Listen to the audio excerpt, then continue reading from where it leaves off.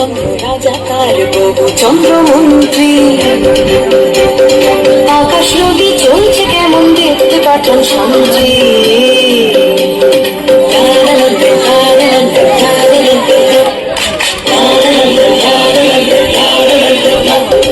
ধরে আনতে বললে সে তো বসে বেঁধে আনে। কাজে যাহাবার হলো বলছি গানে গানে। সে এক ভারী আজব দেশ, রাজা মন্ত্রী আছেন বেশ। সে এক ভারী আজব দেশ, রাজা মন্ত্রী আছেন বেশ। আহা বেশ বেশ বেশ, আহা বেশ বেশ বেশ, আহা বেশ বেশ বেশ।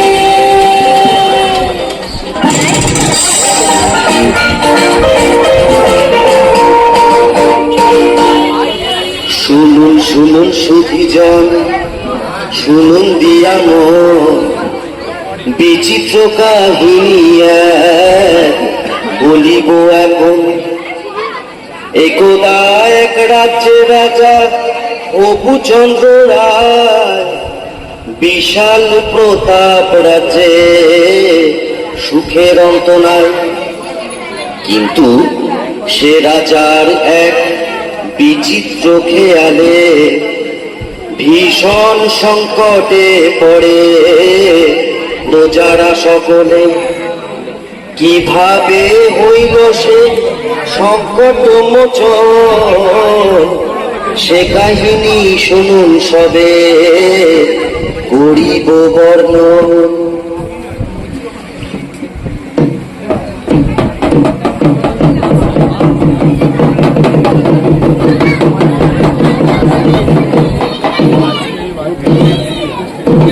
সাবধান সাবধান হুঁশিয়ার, মহামহিম মহারাজা আসমুদ্র হিমাচলের একচ্ছত্র অধিপতি শ্রী শ্রী প্রভুচন্দ্র রায় বাহাদুর সপরিসর রাজসভায় প্রবেশ করছে।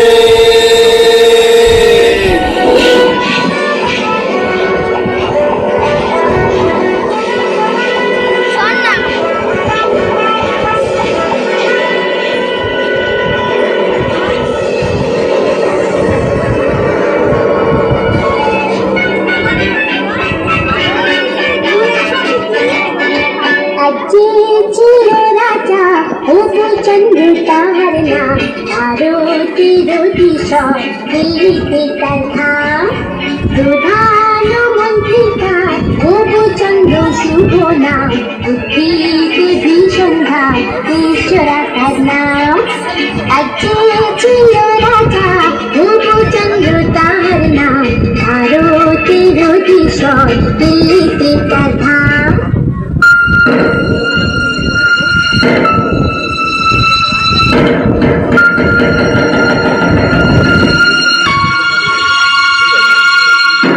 জয় শ্রী মহারাজ প্রভুচন্দ্রের জয় হোক, জয় মহারাজের জয় হোক। আপনারা আসন গ্রহণ করুন। মন্ত্রী, রাজ্যের সকল সংবাদ ভালো তো? হ্যাঁ মহারাজ, সকল সংবাদই ভালো। বাহ বাহ, ভালো ভালো। আজ রাজসভায় কি আয়োজন মন্ত্রী? মহারাজ, আপনার অনুমতি পেলে রাজনর্তকীরা নৃত্য পরিবেশন করবে।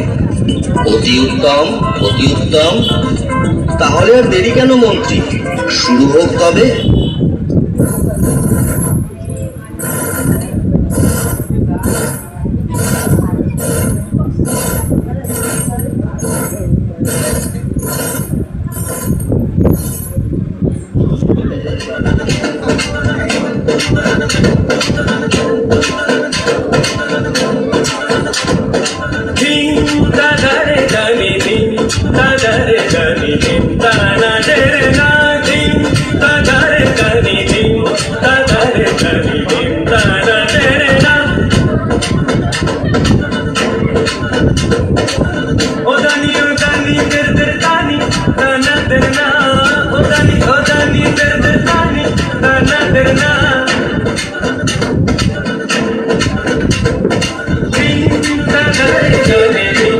Da da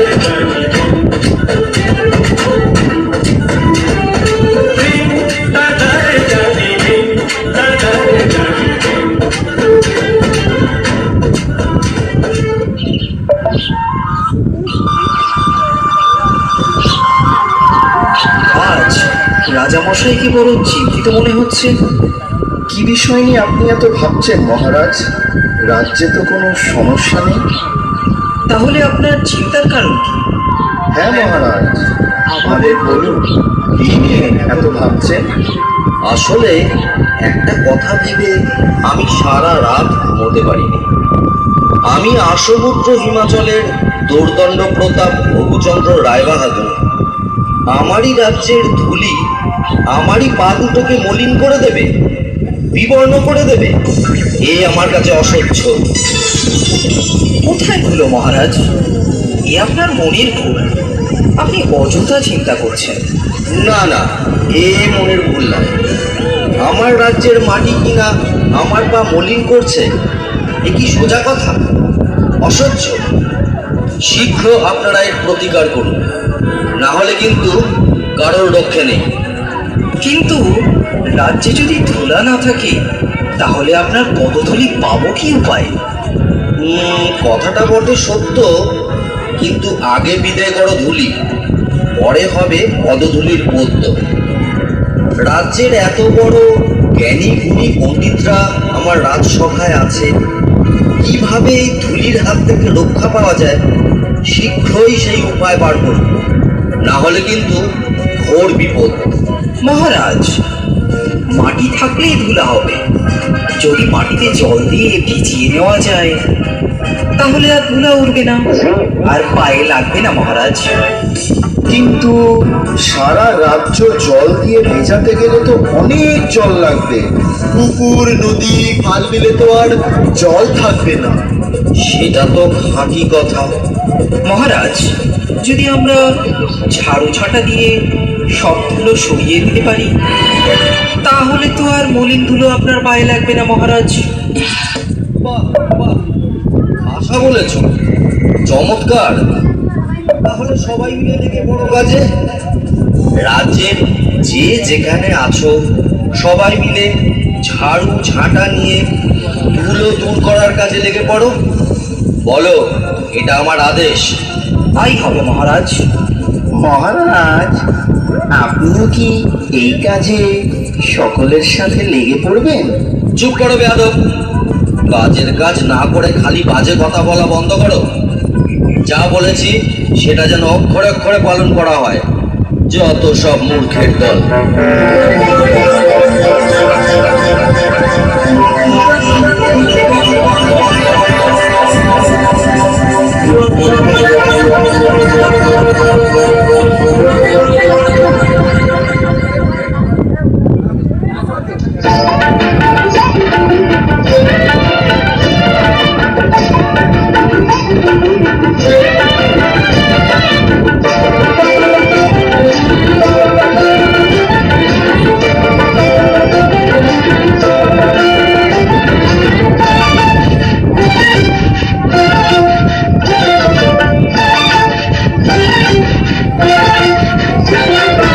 মার ঝাড়ু মেরে ঝেঁটিয়ে বিধে কর, মার ঝাড়ু মেরে ঝেঁটিয়ে বিধে কর। যত আছে তোমরা সবই ঠ্যাংরা মেরে ঘর থেকে দূর কর, ঘরের চিরিয়ে দে না হার। না না না না মরছি না, না না না না মরছি না, তার ছেড়ে তুই বল কি ছিছি চিন্তা জঞ্জাল, ছিছি চিন্তা জঞ্জাল।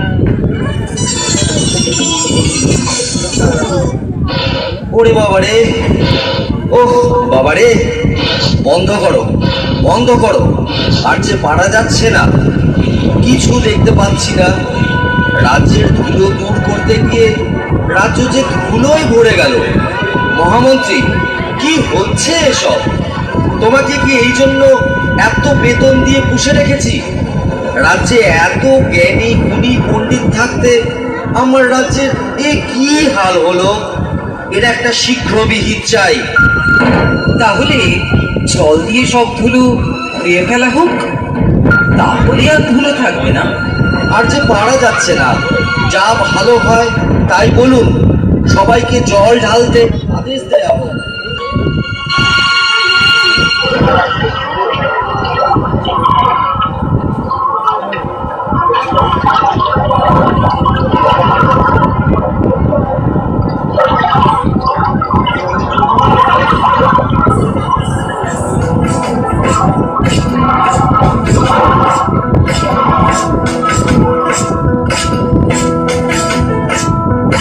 সর্বত মঙ্গল রাধে বিনোদিনী রায়, বৃন্দাবনের বংশীধারী ঠাকুর কানাই, একলা রাধে যমুনাতে জল ভরিতে যায়, পেছন থেকে কৃষ্ণ তখন আরে আরে চাই, জল ভর রাধে ও গোয়ালের ঝি, মানস আমার পূর্ণ করো রাধে বিনোদী, জল ভর রাধে ও গোয়ালের ঝি, মানস আমার পূর্ণ করো রাধে বিনোদী।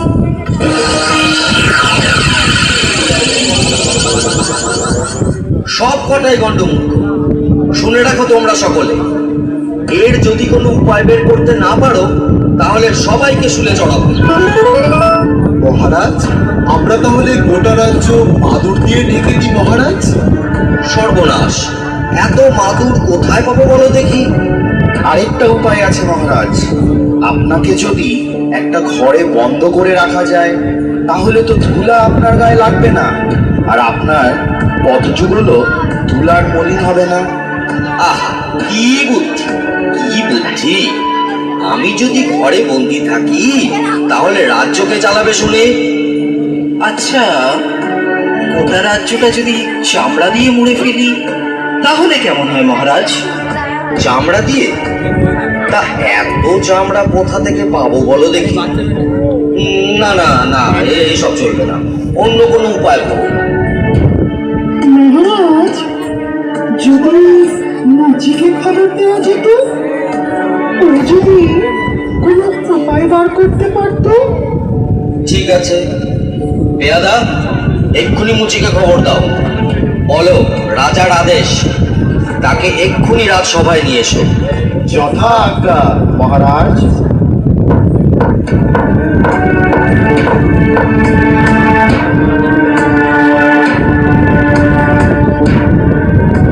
কিন্তু মহারাজ, একজন সামান্য মুচিকে দিয়ে কি এই মহা সমস্যার সমাধান হবে?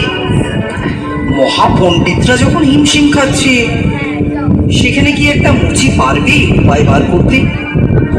থামুন আপনারা, এতদিন ধরে শুধু গাধা বসেছে, কিছু তো উপায় মগজ থেকে বেরোলোই না। এখন মুচি এসে যদি কিছু দৃকপাত করে তাতে মন্দ কি?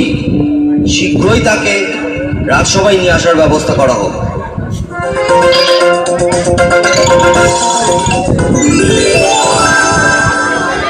বলুন মহারাজ, কি জন্য আমারে তলব করেছেন? আমি কি কিছু অন্যায় করেছি? না না, সেসব কোনো ব্যাপার না। ধুলো দূর করার জন্য তো অনেক ব্যবস্থাই নেওয়া হলো, অবশেষে মহামান্য বিদ্বান মশাই পরামর্শ দিলেন গোটা রাজ্য চামড়া দিয়ে ঢেকে ফেলা। তোমার কি মনে হয়? এই ব্যাপার মহারাজ, এই তো সহজ উপায়, এর জন্য এত কিছু করণের দরকার নাই মহারাজ। বটে, তবে শুনি সে কি উপায়?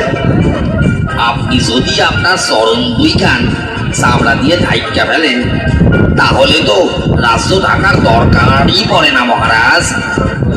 এত কি হবে সিধে? চুপ করো, যত বড় মুখ নয় তত বড় কথা। তোমায় ফুলে চড়ানো হবে। এ মুচি ষড়যন্ত্র। ও আপনার পা ছুলে আপনি অশুদ্ধ হবেন মহারাজ। থামুন থামুন থামুন আপনারা সকলে।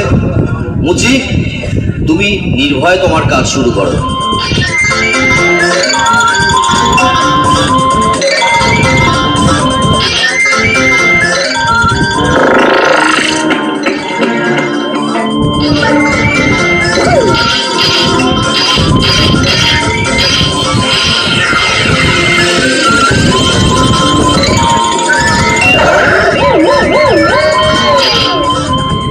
এবার দেখুন মহারাজ। বাহ বাহ, এ তো চমৎকার দেখতে। একটু সইলে দেখুন মহারাজ।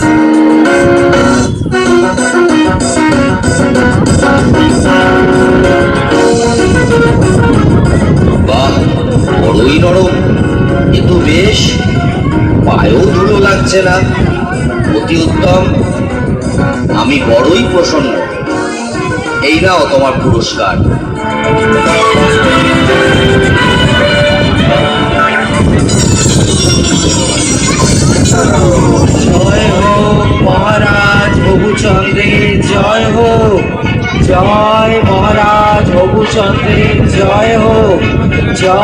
জয় মহারাজ রঘুচন্দ্রের জয়।